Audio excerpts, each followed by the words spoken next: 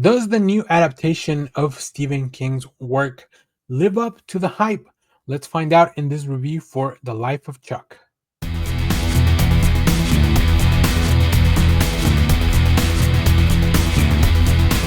Hello, everyone. Daniel here from the Next Issue Podcast. On today's video, I'll be doing a review for The Life of Chuck. This is a new film from Neon Studios with a runtime of an hour and 50 minutes.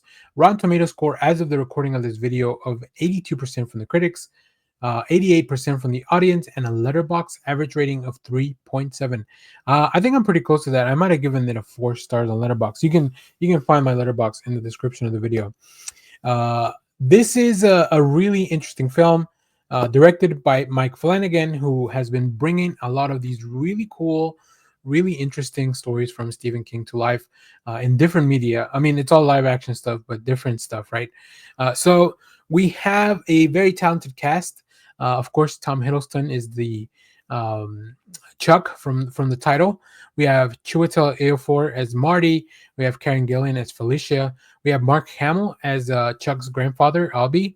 We have Mia Sarah as his grandmother.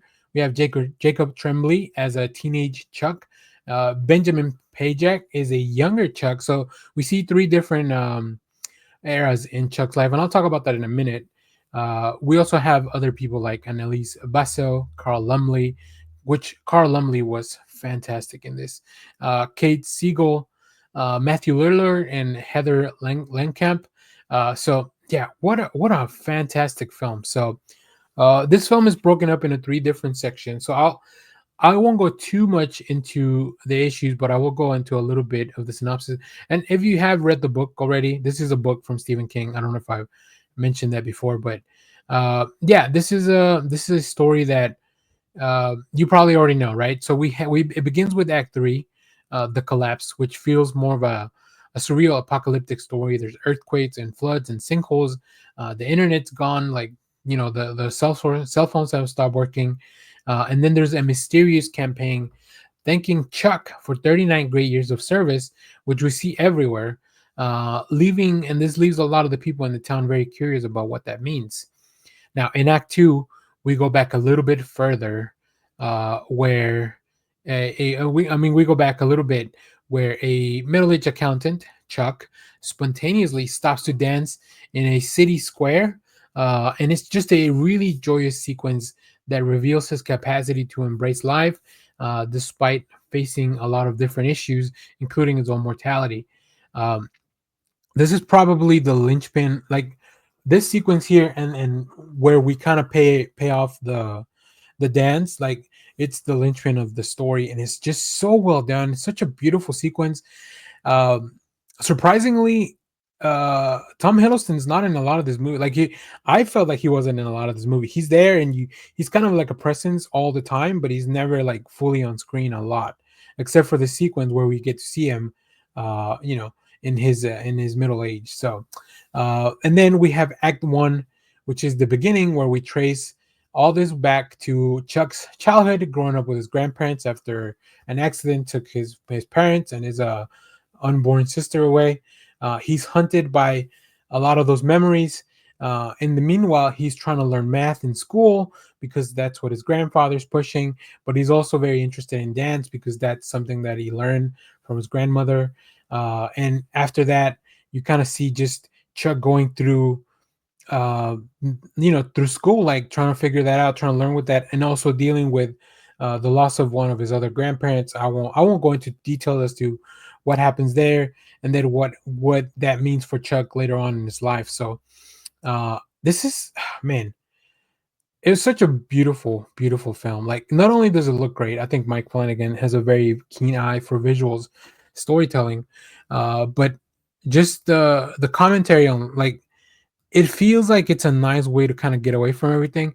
I will say the first part of the story had some tinges of horror, which I think Mike Flanagan is very adept at.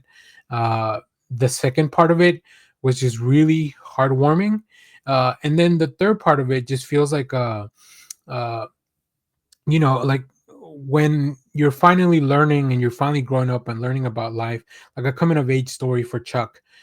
which is just beautiful. I love the dance sequences with his grandmother and kind of how that love of dance was imparted onto him. And this has already kind of won a few awards, but it really works to me. Like I thought the approach to tell the story in kind of like a backwards order was a little bit confusing at first, but once everything clicks into place, and I think the film gives you enough for it to click into place and for you to understand what's going on. So, yeah, it's really fun. It's very well paced. Like I I was just I went to a screening at 9 in the morning because it wasn't available everywhere wide yet. So I would really wanted to watch it that weekend. So it's really really well done. Um, and you just get to see some really fun stuff. I think Mike Flanagan to me is one of the people that he's just really good at adapting King's work and bringing it to a more contemporary style. He's worked with Mark Hamill a couple times already because of the Fall of the House of Usher, that series on Netflix. So yeah, it's a tender, genre-bending tribute to King's work. I don't know much about the adaptation, but I did look a little bit on the notes. So let me take a look here. It looks, from what I saw online, it remains very faithful. It retains the structure and the character and some of those major sequences, with the emphasis on the same aspects of the mystery, introspection into your own life, the metaphor that remains intact. So it feels a little bit more brisk, obviously, than this is just, I believe, a novella. So I don't know what the length of it is. And there's still, like, Flanagan always throwing a few Easter eggs here and there. So it's really really cool. So yeah, if you like Mike Flanagan's work, make sure to go check this out. If you enjoy Tom Hiddleston, make sure to go check this out as well. Or if you enjoy any of the other, like Jacob Tremblay and Benjamin Pajak, like they did such a good job at portraying a young Chuck, right? Having to kind of live up to, like, yeah, this is gonna grow up to be. First of all, Benjamin had to make it believable that he would grow up to be Jacob, and then Tom Hiddleston, and Jacob Tremblay the same, right, with Tom. So it's interesting that this wasn't, like I said, it's a bit of a departure for Flanagan on the horror genre, because he's usually the stories that he's been adapting for that, like Doctor Sleep and stuff like that. He's really been into the horror genre, so it's really cool to see him step outside of that box. So yeah, I don't know, I really love this. I put it up there with like stories like The Green Mile or Shawshank Redemption, where it's like it's not really about the horror. It's something that, like, Stephen King has a lot more tools than just that, just than scaring the pants out of you. So let me know if you have seen this film, what you thought about it down in the comments. As always, thank you for watching, everyone. Remember to share, like, subscribe, hit the bell so you know when we go live. That is most Saturdays, 10 a.m. Central Standard Time. And stay tuned. We have more comic reviews, trailer reactions, TV recaps, all that fun stuff in the channel. Thanks for watching, everyone. Bye bye.